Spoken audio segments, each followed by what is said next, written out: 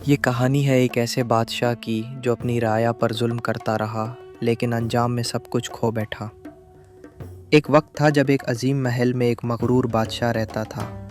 اس کے سر پر سونے کا تاج اور ہاتھوں میں طاقت کی بے پناہ نشانی تھی۔ جب وہ اپنے گھوڑے پر سوار ہوتا تو ساری رعایا سر جھکا کر سلام کرتی، لیکن اس کے چہرے پر رحم نہیں بلکہ غرور اور تکبر کی جھلک ہوتی۔ وہ خود کو خدا کا ہم پلہ سمجھنے لگا تھا۔ گاؤں کے لوگ بھوک اور غربت سے تڑپ رہے تھے، بچے رو رو کر سو جاتے، ماؤں کے پاس کھانے کو کچھ نہ ہوتا۔ بزرگ محل کے دروازے پر روٹی کے ٹکڑے مانگتے مگر سپاہی دھکے دے کر بھگا دیتے۔ کسانوں سے زبردستی اناج چھینا جاتا اور جو نہ دیتا اسے قید خانوں میں ڈال دیا جاتا۔ بادشاہ کے عیش و آرام کی قیمت غریب عوام اپنی جانوں سے ادا کر رہے تھے۔ بادشاہ کے حکم پر سپاہی معصوم لوگوں کو کوڑوں سے مارتے، ماؤں کی سسکیاں، بچوں کے آنسو اور بڑوں کی چیخیں فضا میں گونجتی رہتی۔ محل کے خزانوں میں سونا بھر رہا تھا لیکن گاؤں کے چولہے ٹھنڈے پڑ چکے تھے۔ زمین سوکھ گئی تھی، کھیت ویران ہو گئے تھے اور لوگ بھوکے مرنے لگے تھے، مگر بادشاہ کو پرواہ نہ تھی۔ ایک دن جب بادشاہ اپنے آئینے میں خود کو دیکھ رہا تھا، اچانک اس کے سینے میں شدید درد اٹھا۔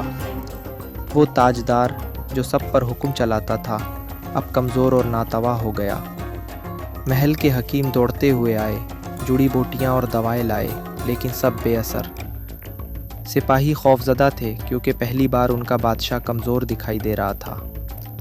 رات کے سناٹے میں محل کی روشنی مدھم پڑ گئی۔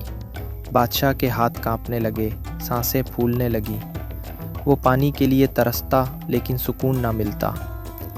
جب حکیم نے کہا کہ اب کوئی علاج باقی نہیں، بادشاہ غصے سے دوائیاں زمین پر پھینک دیتا، لیکن اس کی آنکھوں میں پہلی بار آنسو آ گئے۔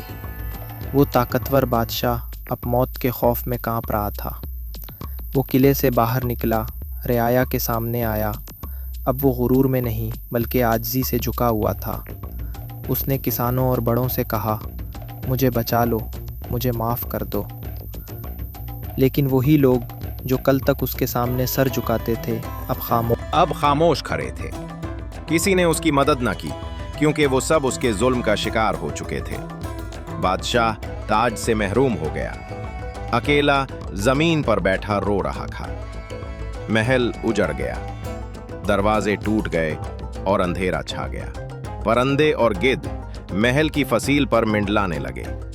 آخرکار وہ ظالم بادشاہ جنگل کے ایک درخت کے نیچے دم توڑ گیا۔ اس کا تاج مٹی میں پڑا رہا اور کوئی اسے اٹھانے والا نہ تھا۔ بادشاہ کے مرنے کے بعد گاؤں کے لوگ سکون میں آ گئے۔ کسان دوبارہ کھیتوں میں محنت کرنے لگے، بچے ہنسی خوشی کھیلنے لگے۔ صبح کا سورج امن اور آس کی کرن لے کر نکلا، اور دھول میں پڑا تاج یہ پیغام دیتا رہا، ظلم زیادہ دیر تک قائم نہیں رہتا، رحم اور انصاف ہی اصل طاقت ہے۔